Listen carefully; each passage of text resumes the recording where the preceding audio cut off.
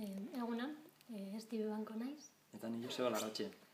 Eta gure argi-sorgin argitaratu berri den liburuari buruz hitz egitera etorri gara. Argi-sorgin funtzean gainditze istorio bat dela esango nuke.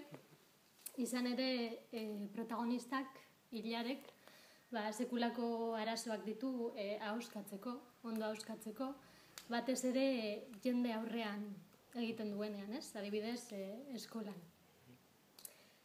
Hori dela eta, klasekideek barre egiten diote, eta bere autoestimuak apur bat beruntz egingo dau. Eta beraz, normala denez, gurasoak ere kezkatuta egongo dira. Horregaitik, logopeda bat etxera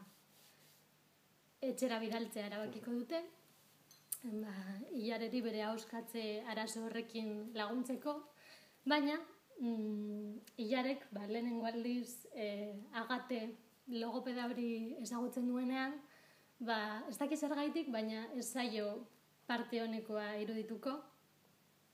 Eta, hor sortzen da misterio bat, ez? Eta, Nikole bere lagun minarekin eta kalean aurkituko duen saguzarkume batekin batera, bere familia mehatxatzen duen arriskuari aurre egin beharko dio.